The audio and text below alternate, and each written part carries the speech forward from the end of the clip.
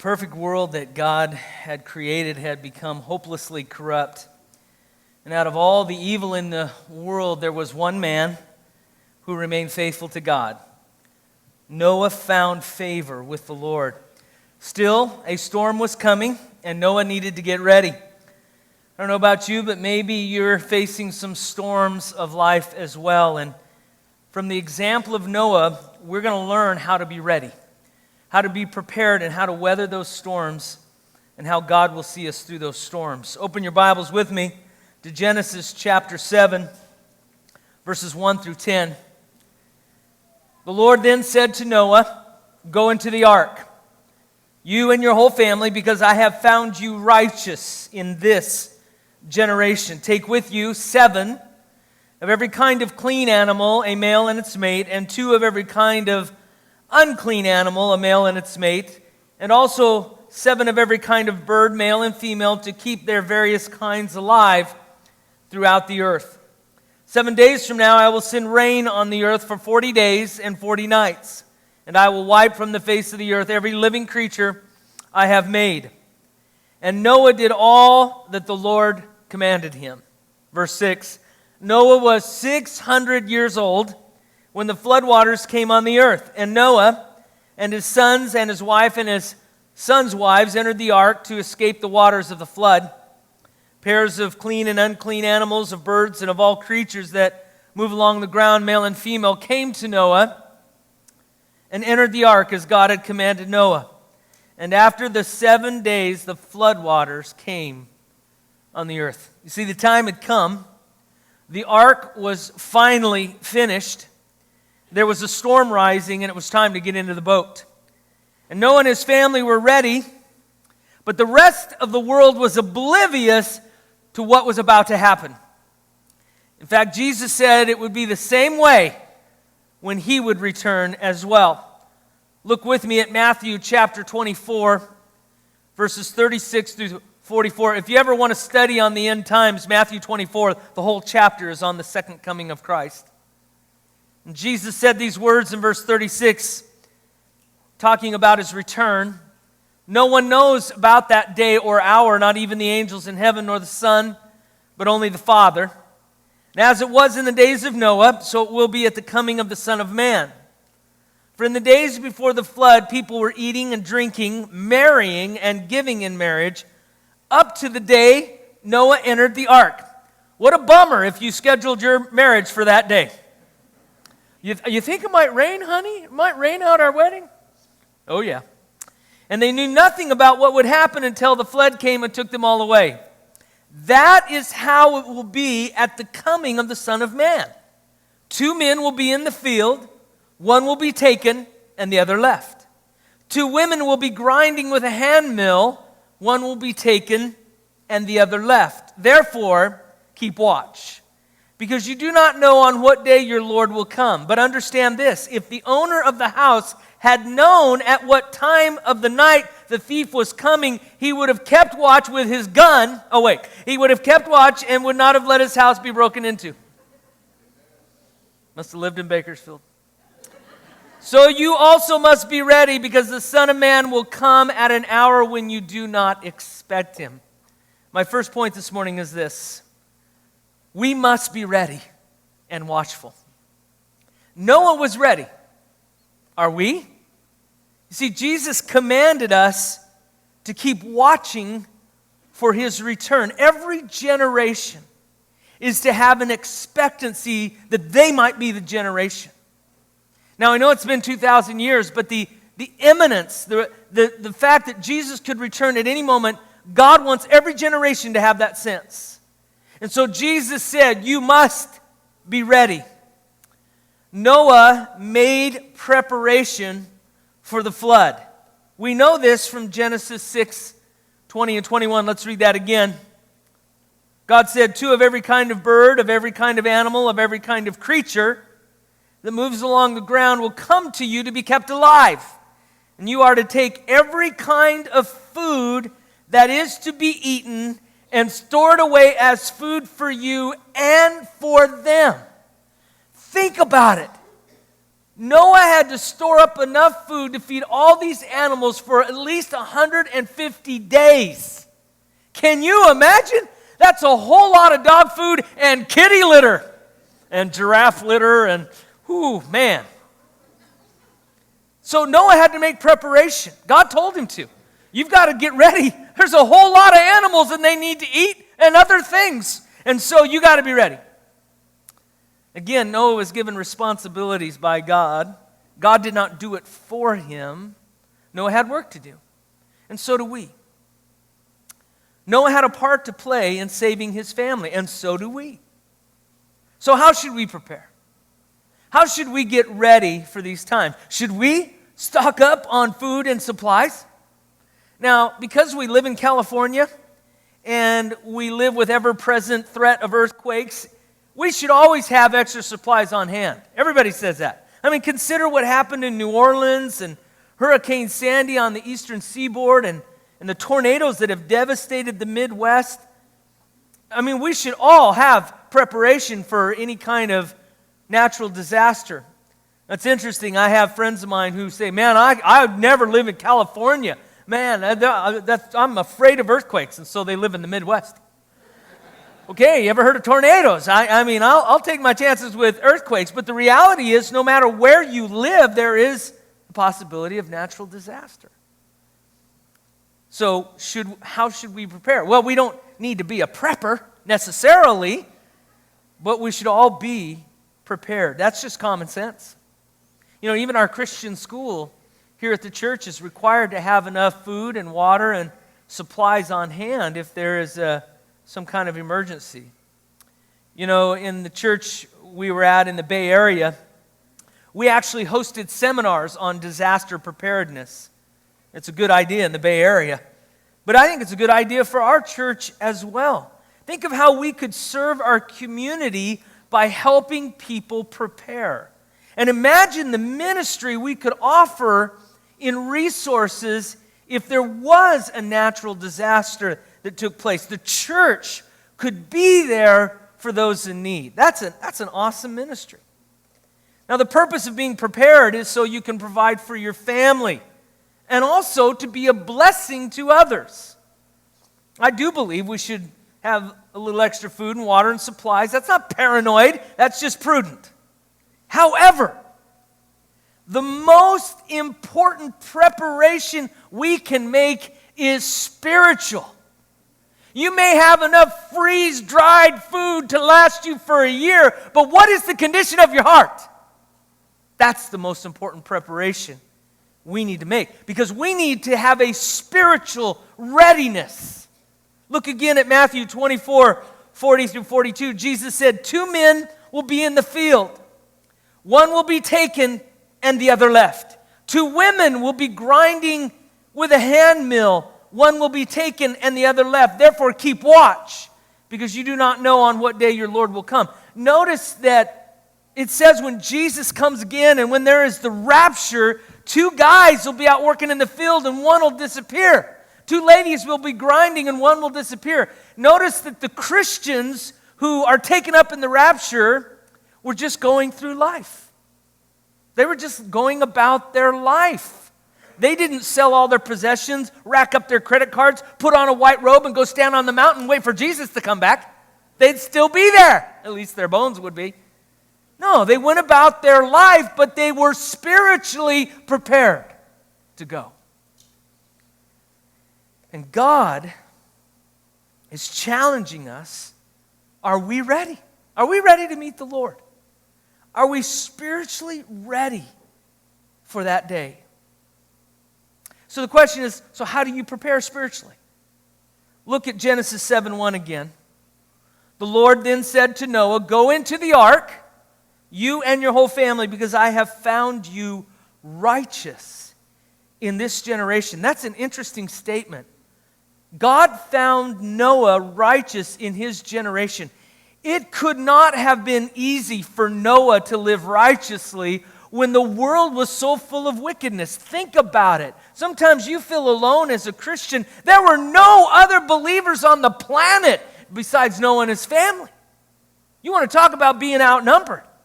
and the pressure from the world, and we deal with that today. It is not easy to live righteously when there's so much sin and temptation in this world.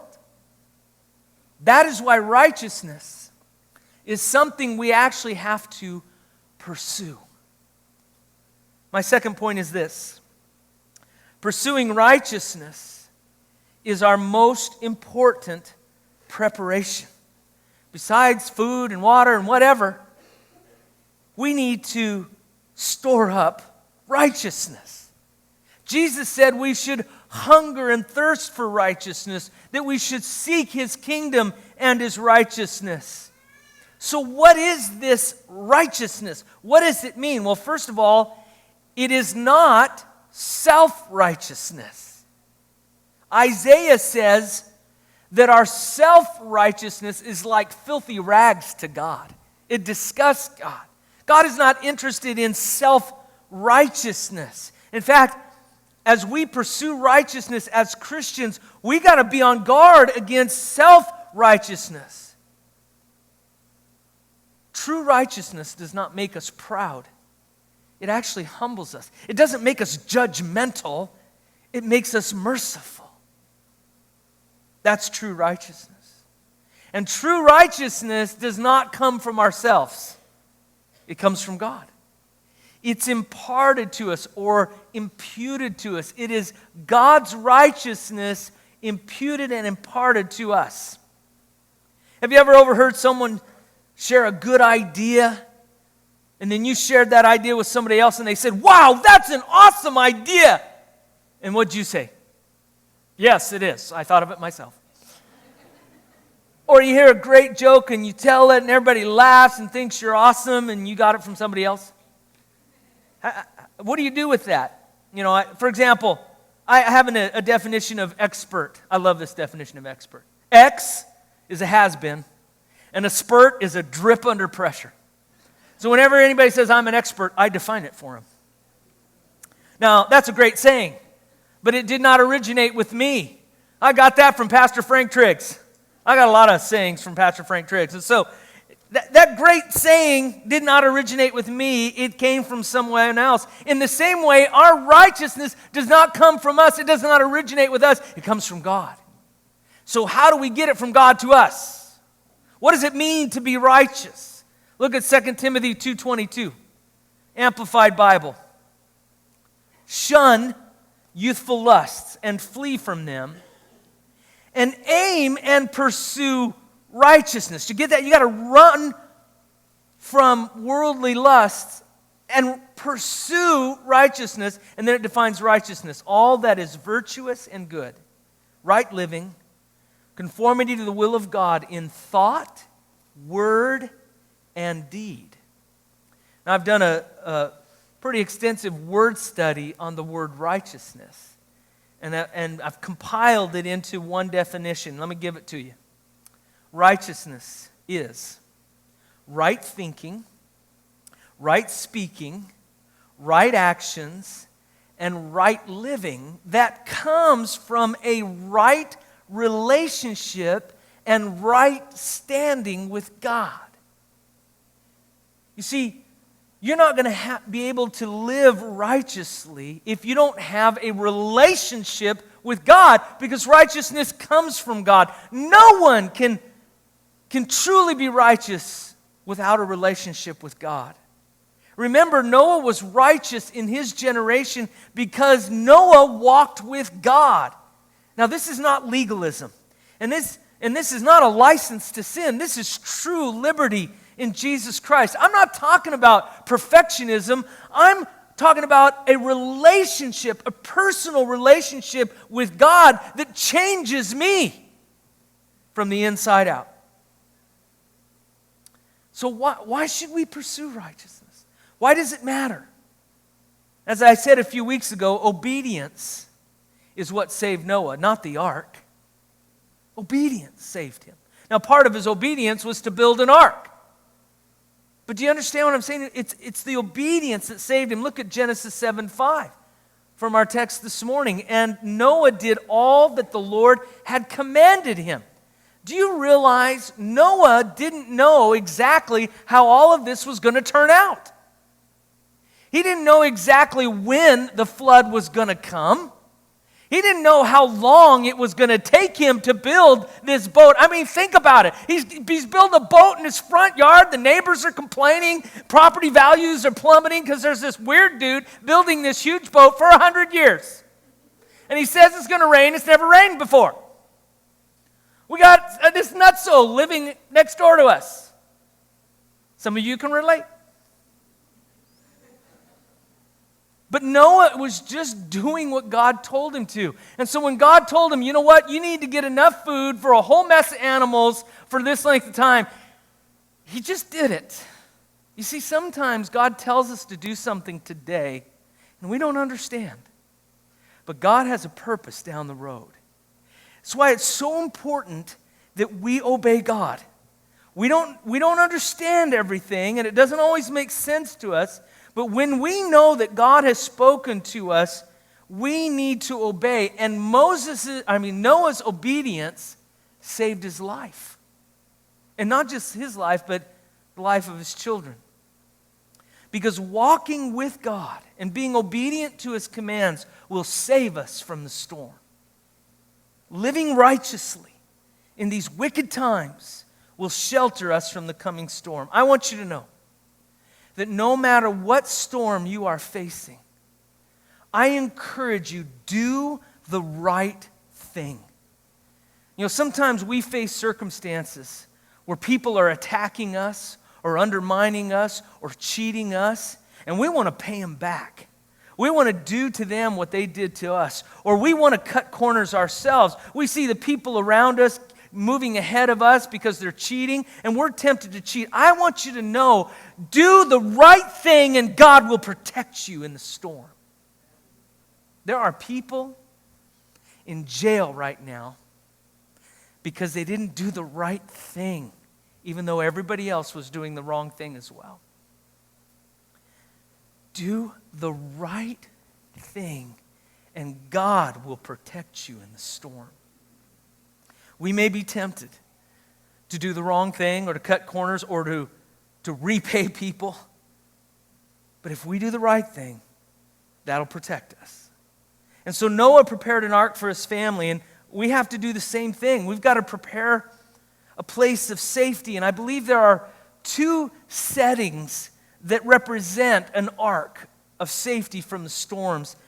Those two settings are our homes and our churches. The church should be a shelter from the storm. The church should be a place where people can come and find peace and love. This should be a shelter from all that's going on out there. I love how David describes the house of the Lord. Look at Psalms 27, 4 and 5. Oh, I love this.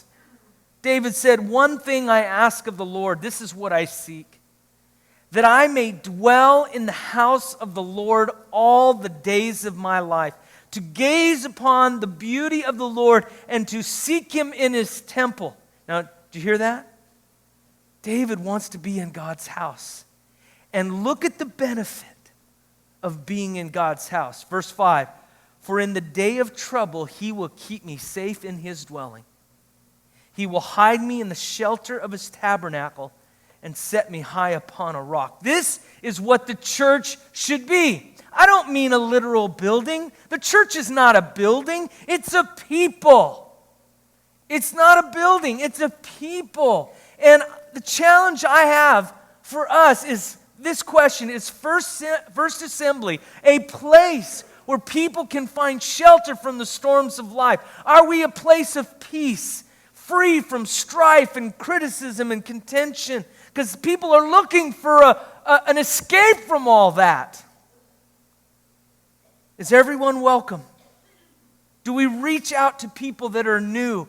Are we an inviting place? I just want to inspire you. We have visitors coming to our church every Sunday, and it's up to us who are already established. We got to reach out to them. We got to go out of our comfort zones and let them know that First Assembly is a safe place and a shelter from the storm, and a friendly place, an inviting place. Every one of us were new at one time, right? We know how hard that can be, especially in a larger church. We can feel lost, and so it's up to us, those who now have friends that are plugged in. We've got to be looking for those who have yet to connect. Got to be real. Got to be a real place for people to be healed and delivered and set free.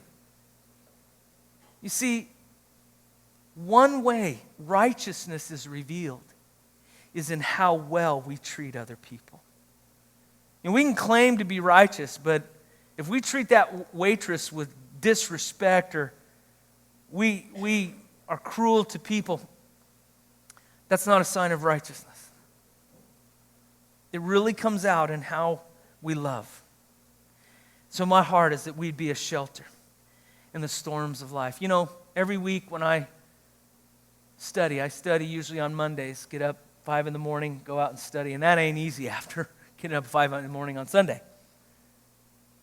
But when I study, I think of you and I ask God, give me a word for your people. I don't want to just come up and give you information. I don't want to even just come up and tell a few jokes, though I love telling jokes. I want to give you a word from God. Because I know there are people that are facing storms of life. And so I'm very mindful in preparing my message. I want to give people hope, encouragement. May First Assembly always be a safe place from the storms of life. In addition, our homes should be shelters from the storms. One thing I knew growing up, I was a Christian all through high school and grade school, and it wasn't easy. Facing all those pressures and temptations, had very few Christian friends.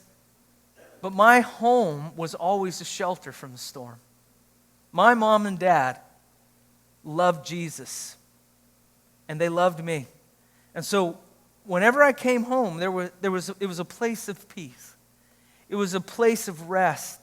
And we need to do the same for our children. The greatest shelter from the storms is our homes. Not even as much as the church, it's our homes. So guard your heart, guard your home. Determine that the presence and peace of the Lord is going to be in your home.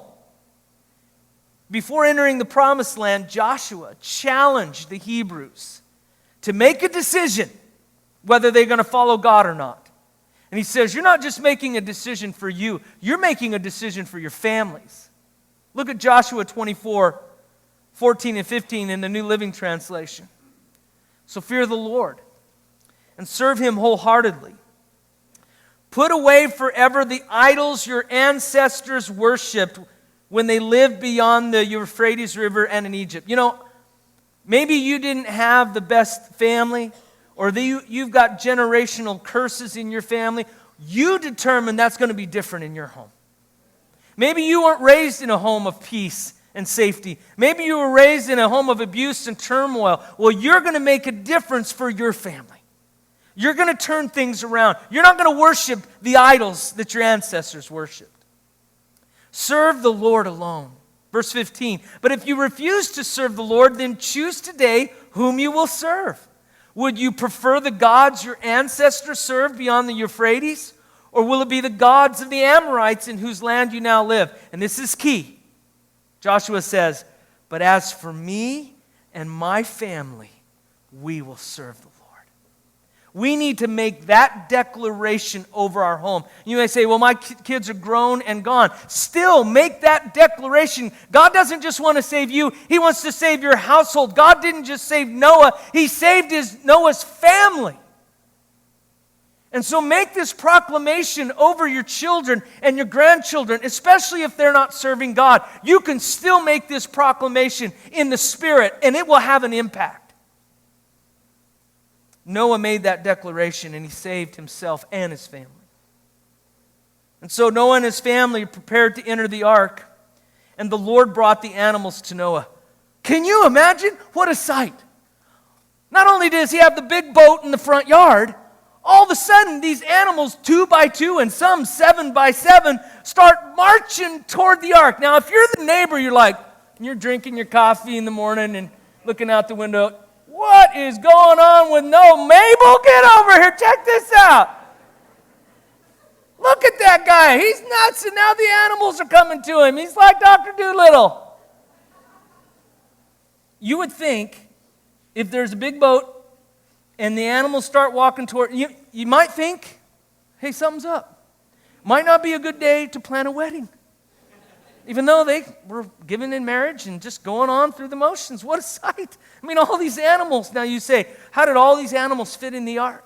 Atheists and agnostics say, well, it's impossible. Noah couldn't have saved all the animals. But one explanation, for example, is that God did not bring to Noah every type of dog, but only 2 wolves, from which all breeds of dogs descend according to genetic research.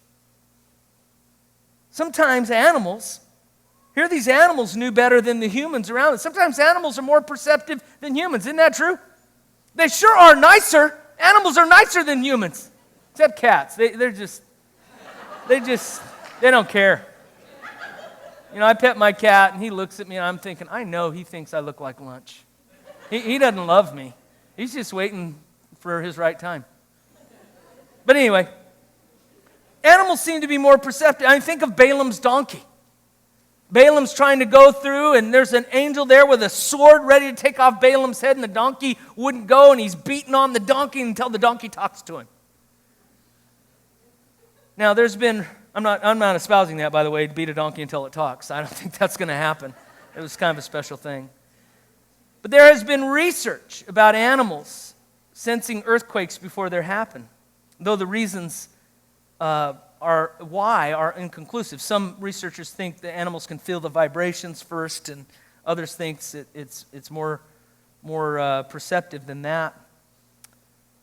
But God told Noah that in 7 days the rains would come. Now this is amazing to me. It's been almost 100 years. And God says 7 more days. Isn't it? God is still giving people time. I imagine Noah started preaching, hey folks, 7 more days, that's it. I know it's been 100 years. 7 more days. God is still giving 7 more days of grace. Man, I'm just amazed at God's grace.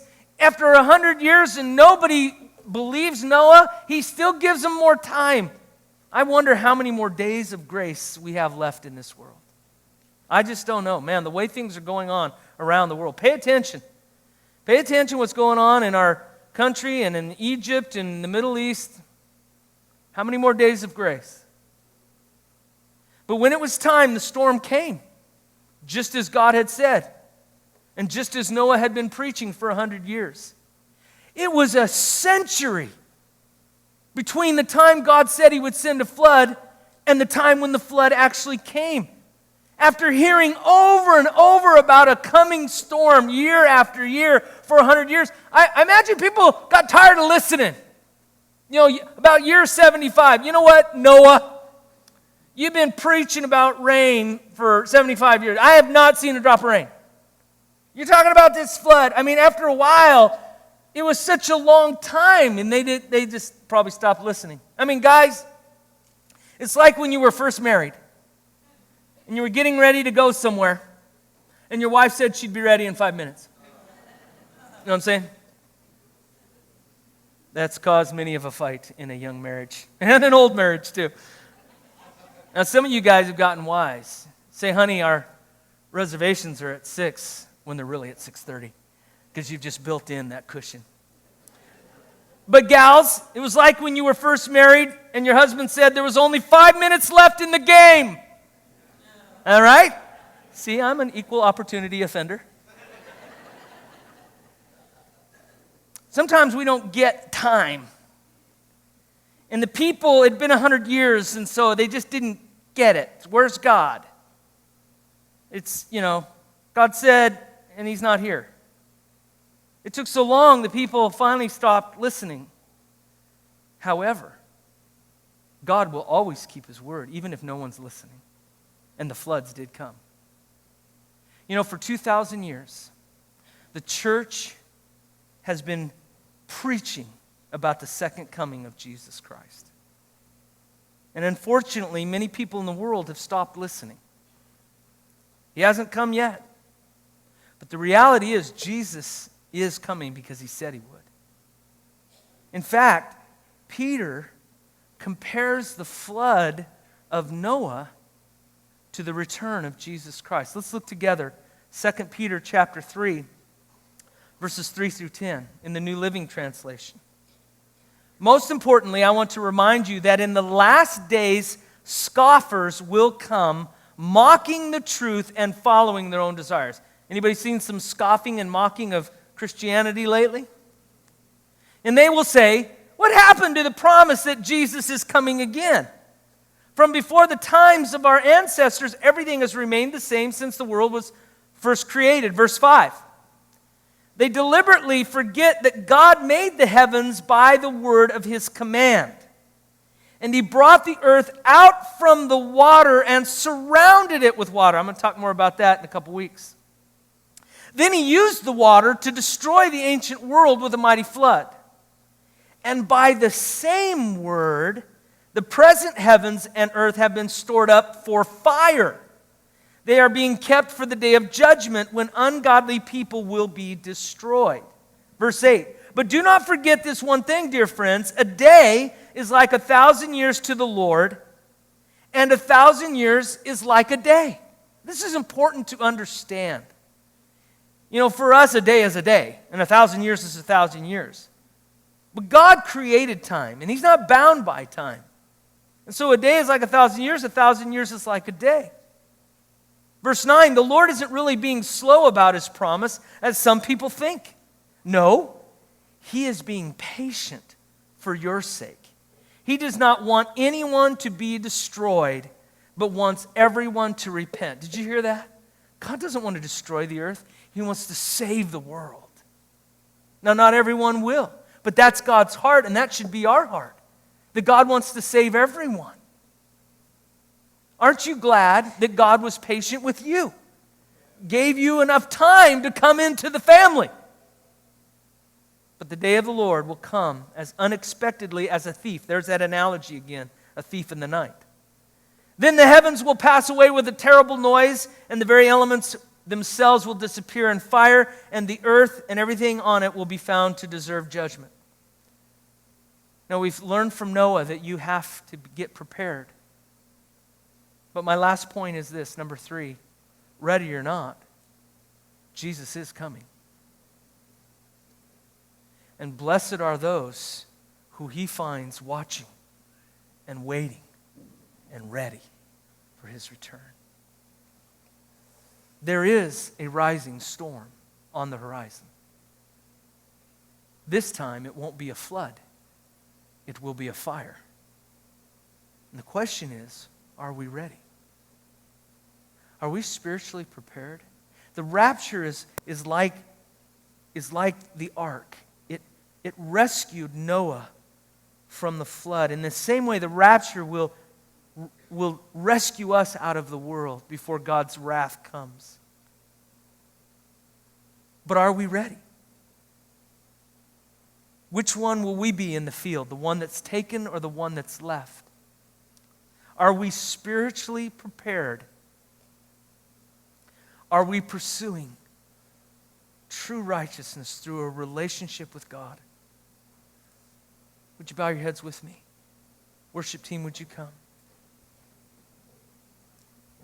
In closing today, I really feel I need to give an altar call for those